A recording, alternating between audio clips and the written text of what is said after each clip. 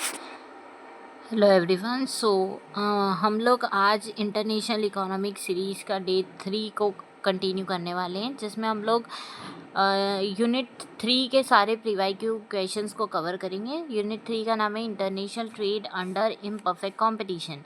इसके पीवाईक्यू देखेंगे। नॉर्मली अभी तक इसमें से 7 to 8 क्वेश्चंस ही आए हैं, पर एक इम्पॉर्टेंट यूनिट है तो हम लोग ज़रूर कवर करेंगे। ठीक है, शुरू करते हैं। तो पहला क्वेश्चन है हमारा, the movement of free international trade is most likely to generate short term unemployment in which of the following industries.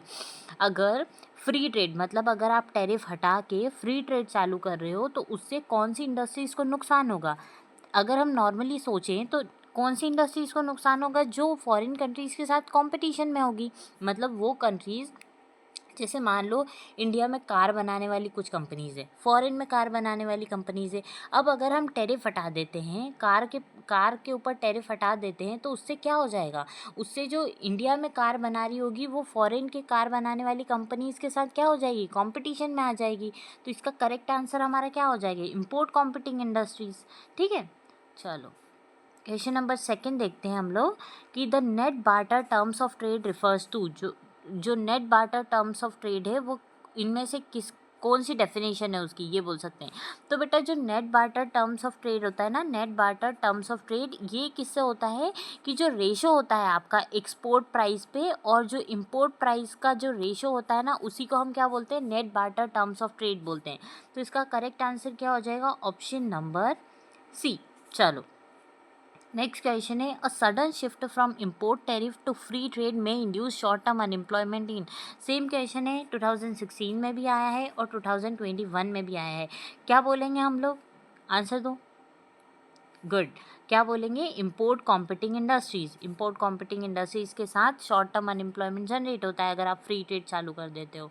चलो नेक्स्ट क्वेश्चन है, 2022 में आया है क्वेश्चन कि विच of the following is correct, इनमें से कौन सा करेक्ट है। यहाँ पर ना 2 टर्म्स आए हैं, gross barter terms of trade और एक आया है net barter terms of trade. देखो जो net barter terms of trade होता है ना बेटा, वो प्राइस पे डिपेंड करता है। प्राइस जो होती है ना, प्राइस ऑफ एक्सपोर्ट और price of import, price index पे डिपेंड करता है। ठीक है, और जो ग्रोस होता है ना, वो क्वांटिटी पे डिपेंड करता है। अब इस हिसाब से हम देखेंगे कि कौन सा ऑप्शन हमारा करेक्ट है। The gross barter terms of trade uses quantity index for import and import. Yes, मैंने अभी यही तो बताया कि gross barter terms of trade किस पे बेसिस करता है, क्वांटिटी इंडेक्स पे। ठीक है, तो ऑप्शन नंबर ए तो करेक्ट है। चलो अच्छा, इसमें हमको 2 ऑप्शन देने हैं, बताती हूँ मैं, 1 मिनट। तो both gross barter terms of trade and net barter terms of trade make use of the price index for the import and export. नहीं, दोनों यूज़ नहीं करते हैं। The net barter terms of trade uses price index for import and export. Yes, ये वाला correct है। Both gross barter terms of trade, net barter terms of trade makes use of quantity index, ये भी गलत है। The gross barter terms of trade uses price index but net barter terms of trade, नहीं, net हमारा price को करता है और ग्रोस हमारा क्वांटिटी को करता है। तो करेक्ट आंसर ए और सी हो जाएगा, ए और C, option number C correct है। ठीक है, नेक्स्ट क्वेश्चन पे हम चलते हैं। Marshall Lerner condition states that, Marshall Lerner की जो कंडीशन है वो क्या बताती है। देखो पहले ये समझो कि मार्शल लर्नर की कंडीशन कहती क्या थी। तो जो करंट डिवेल्यूएशन है ना, उससे बीओपी इम्प्रूव होगा नहीं होगा, ये मार्शल लर्नर की कंडीशन कहती थी। तो इस देखो मैं बताती हूँ आपको, 1 मिनट। अगर आपकी जो इलास्टिसिटी होती है किसकी, अगर इलास्टिसिटी आपकी डिवेल्यूएशन की, एक्सपोर्ट की, 1 मिनट, अगर आपकी इलास्टिसिटी एक्सपोर्ट की प्लस इलास्टिसिटी, बेटा ये टाइप करने में थोड़ा सा दिक्कत ये लिखने में दिक्कत आ रही है, पर आप समझ जाना, मैं बोल के बता रही हूँ ना तो उसे समझ जाना।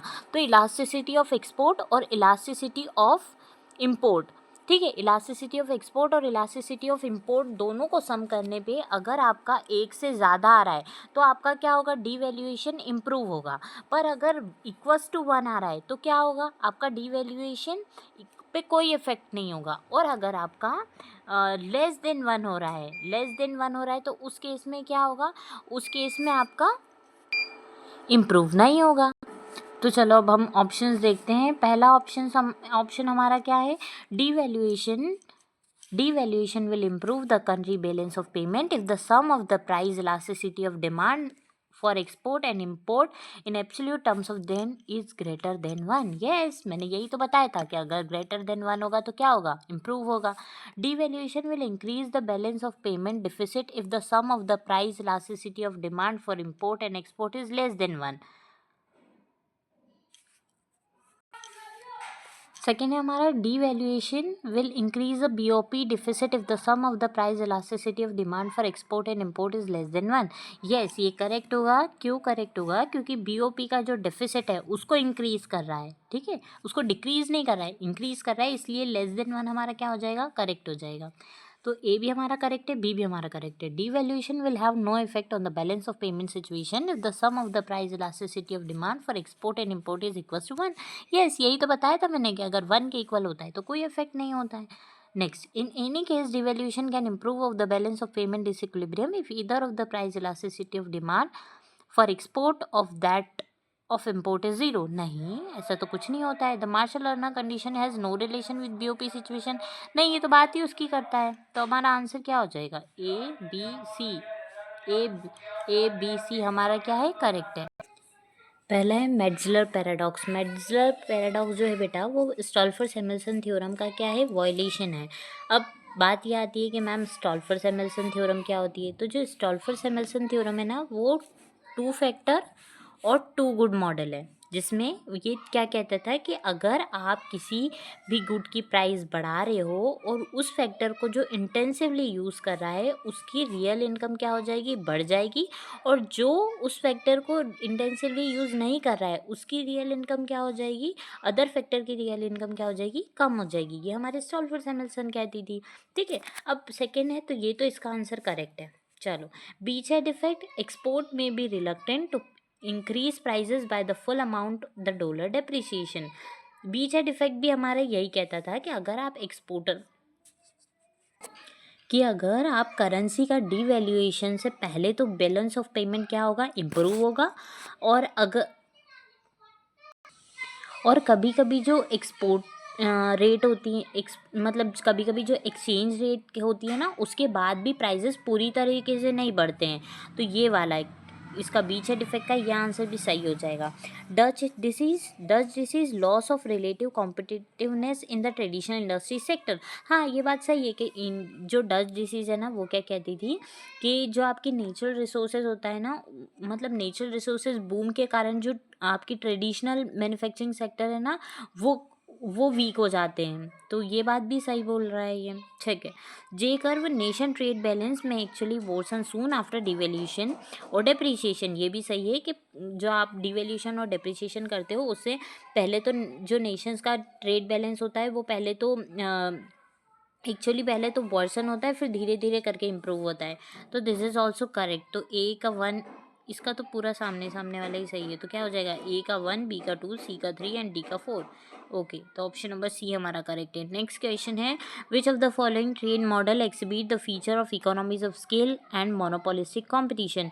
इसमें से कौन सा इकोनॉमीज ऑफ स्केल और मोनोपोलिस्टिक कॉम्पिटिशन के बारे में बात करता है. तो जो हमारा पॉल क्रुगमैन का मॉडल था ना, पॉल क्रुगमैन ने ये मॉडल दिया था उसमें उन्होंने बात ही यही की थी कि इकोनॉमीज ऑफ स्केल और मोनोपोलिस्टिक कंपटीशन की बात की थी.